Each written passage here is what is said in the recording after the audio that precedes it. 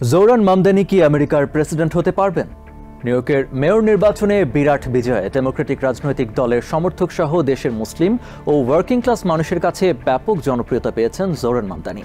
নিউইয়র্কবাসী যেন এক প্রকার দ্বিধাহীনভাবে মামদানির প্রতি সমর্থন জানিয়েছেন। এই বিজয়কে ডেমোক্রেটিক পার্টির নতুন ধারার সূচনা বলে উল্লেখ করেছেন বিশ্লেষকরা। এত প্রশংসা আর মেয়র হিসেবে প্রত্যাশার মাঝে কেউ কেউ এমনও বলছেন আমেরিকার ভবিষ্যৎ নেতা জোহরান মামদানি।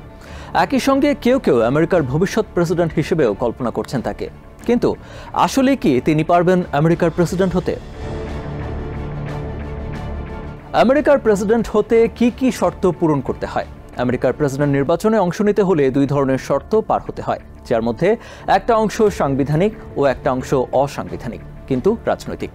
ডেমোক্রেটিক ও রিপাবলিকান পার্টির হয়ে প্রেসিডেন্ট নির্বাচনের প্রত্যেক রাজনৈতিক দলের নেতাকে এই দুই ধাপ পার হয়ে ভোটের যুদ্ধে নামতে হয়।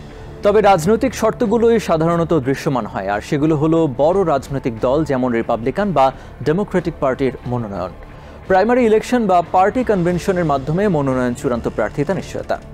রাজনৈতিক এই দুই ধাপ পার হওয়ার পরই আমেরিকান নাগরিকরা প্রেসিডেন্ট পদপ্রার্থী হিসেবে ওই রাজনৈতিক ব্যক্তিকে চিহ্নিত করে।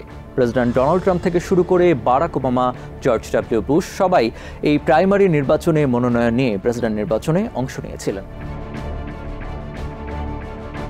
জোহরান মামদানিকে আমেরিকার প্রেসিডেন্ট হতে হলে এসব পথ অতিক্রম করতেই হবে। তবে সদ্য সমাপ্ত নির্বাচনে যে পরিমাণ সমর্থন বা ভোট মামদানি পেয়েছেন, তাতে একথা বলাই যায় জোহরান মামদানি অনায়াসেই রাজনৈতিক এসব শর্ত পূরণ করতে পারবেন। তবে আমেরিকার প্রেসিডেন্ট হতে হলে শুধু রাজনৈতিক যোগ্যতাই যথেষ্ট নয়, তার জন্য প্রয়োজন রয়েছে কিছু সাংবিধানিক বাধ্যবাধকতাও। আমেরিকার সংবিধানের আর্টিকেল 2 সেকশন 1-এ বলা আছে, প্রেসিডেন্ট নির্বাচন করতে হলে প্রতিটি প্রার্থীর 3টি প্রাথমিক শর্ত পূরণ করতে হবে। প্রথমত, জন্মসূত্রে আমেরিকার নাগরিক হতে হবে, অর্থাৎ যিনি নির্বাচন করবেন তাকে আমেরিকাতে জন্মগ্রহণ করতে হবে, অন্য কোনো উপায়ে নাগরিকত্ব নিলে এই শর্ত পূরণ করবে না। দ্বিতীয়ত, কমপক্ষে 35 বছর বয়স হতে হবে, অর্থাৎ আমেরিকার প্রেসিডেন্ট পদের প্রার্থীর সর্বনিম্ন বয়সসীমা হল 35। তৃতীয়ত, আমেরিকায় অন্তত 14 বছর বসবাসের অভিজ্ঞতা থাকতে হবে, মোট 14 বছর দেশের ভেতরে বসবাস করতে হবে।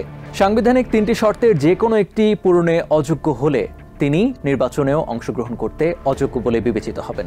এবার দেখা যাক এসব শর্তের কতটুকু পূরণ করেন জোহরান মামদানি।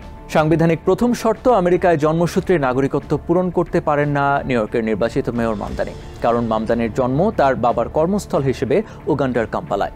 দ্বিতীয় সাংবিধানিক শর্ত অনুযায়ী প্রার্থীর বয়স হতে হয় 35। মামদানির বর্তমান বয়স 34 বছর।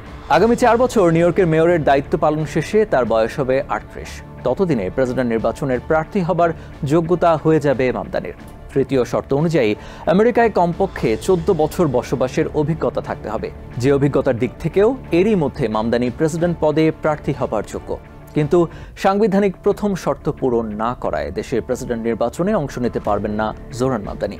কিন্তু মেয়রের দায়িত্ব থাকাকালে যদি আমেরিকার সংবিধান সংশোধন হয়ে জন্মসূত্রে নাগরিক হবার শর্ত শিথিল বা বাতিল হয়, তাহলে অবশ্যই তিনি প্রেসিডেন্ট হবার যোগ্য।